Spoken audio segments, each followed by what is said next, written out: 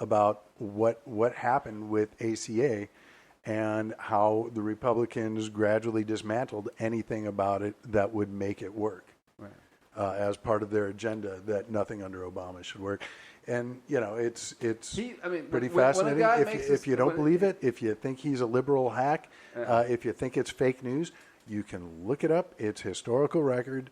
You can look up the voting records. And can I just put this out there? I think there's some people who hear like what you're saying that they just want to dismantle Obama stuff because they're racist. And I think people dismiss that.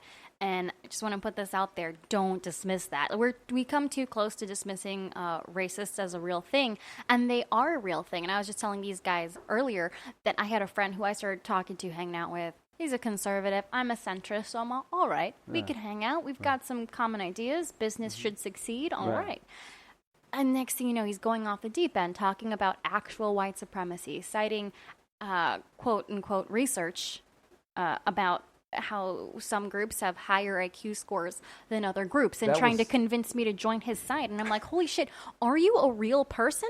Like, he was looking me dead in the eye. Looking for the cameras, like, what fucked up reality Yeah, I feel like show? he's recording this just so that he can destroy me later with some kind of a has been sold. Colin Dean moment. It's real. They used to measure the brains of the Africans and blacks, and different people, and it was so dismissed. They were so stupid. They basically these are the same people who were injecting brothers with syphilis back in the 60s. Who used the woman, the movie that Oprah did about Henrietta Lacks. Yeah, who used her gene. That they never got paid for that. Mm-hmm. This is all the thing. Even polio was tested in the Congo.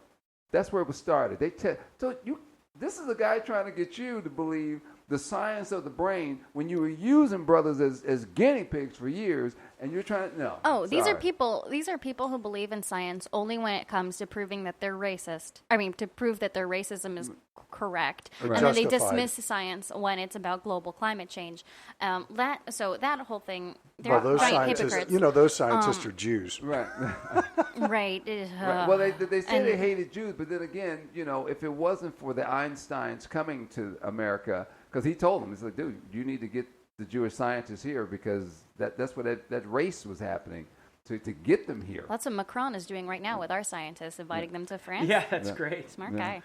But yeah, so to your point, I want to underscore that it's a real thing. They want to undermine Obama because he's black. It sounds so elementary and basic that I know people are going to be like, nah, it's but not it's just real. because he's black, but also because he's liberal, because he's a Democrat. Oh, for a million reasons. In addition to the inherent racism, is for the conservative viewpoint to be held up as correct, then the Democrats cannot succeed. Nothing they do can be seen as a success.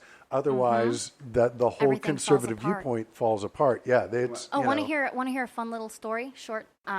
So when I was doing some research on my own heritage or whatever, I found this little bit on white supremacy and how once upon a time it was supposed to be just the Nords. It was a Nordic thing. It was a Nazi thing. And they categorize Middle Eastern people as a whole separate race, obviously inferior to them. Mm-hmm. And then something happens. I think it was W.E.B. Du Bois who was writing some kind of a paper against that. And he made the counter argument that oh yeah, if you guys are so great, well, why was Rome a thing? And suddenly it became white and not just about the Nordic race. So that's essentially what would happen. If Obama was actually a successful president, it would undermine their entire argument of yeehaw, yippee-ki-yay, we're great. Yeah. And suddenly, white supremacy would kind of fall apart his wife slowly. Is smarter than he is. Oh, she's brilliant. Yeah, but they hated her. Look at her arms. Look at her. How arms. Tall she is. Oh, my God. She's a monkey. I'm like, Jesus, really?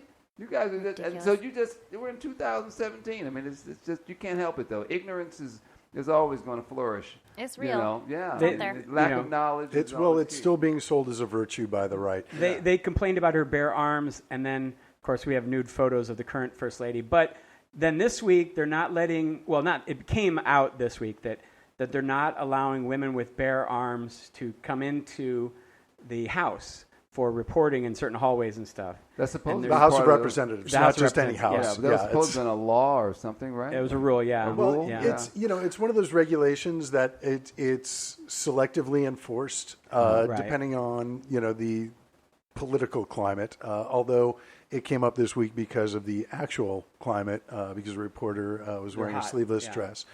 I don't know if she was hot. It's I don't make those judgments. The heat wave. I'm saying there was a heat. There is, and yeah. So, and what year was it that Ashcroft tried to have the breasts covered on the Statue of Justice? Yeah, put it in about 2001. Yeah. So, hey, we've come a long way, baby. That's right. It's life is good for America, and I guess this is a good place to end the show. I personally am here confirming that the belief that Jews run Hollywood is not true. If it was, I would be placed much higher in the organization. But for now, I am happy to be here hosting Let's Be Treasonable for another week. I want to thank our panel, Mr. Tymon Shipp. Thank you very much. You can catch me at Twitter, Tymon Shipp. There we go. Mr. Jim Coughlin. Well, if you're listening to this right about now, this Punk play Soul I'm in, Too Many Hitlers, is playing 8 o'clock on Friday the 14th in Hollywood. You can go to Hollywood Fringe and search for Too Many Hitlers. And also Sunday at 7 o'clock is our last performance. Next week. Nice. Yeah. Next Sunday. The 16th, yeah. Excellent. Yeah. And Yeah. you can follow me on Twitter at the Cat Alvarado, the cat with a C, or you can follow me on Facebook fan page, Cat Alvarado Comedy. And recently, I was actually on a YouTube channel called The Real Rejects, REELE, doing some fun stuff with Greg Alba. So you can check that out. YouTube, Cat Alvarado, Real Rejects, you'll find it. Or just watch my YouTube stuff and subscribe. All right, that's me. There you go. Many places to follow her. Don't follow her in real life. That's Instagram. stalking. Also, Instagram, follow me, because sometimes I post pictures of myself or other things that are funny. The Cat Alvarado. That's how Instagram works. That's what I'm getting wrong. All right, and I am Dr. David Robinson. Want to thank you for tuning in for another week of Let's Be Treasonable. Also, thanks to Will Durst, as always. Thank you. If you enjoyed the show, please tell everyone you know. If you didn't, keep it to yourself. Until next week, take care of yourselves and each other, and we will see you then. Take care. Goodbye.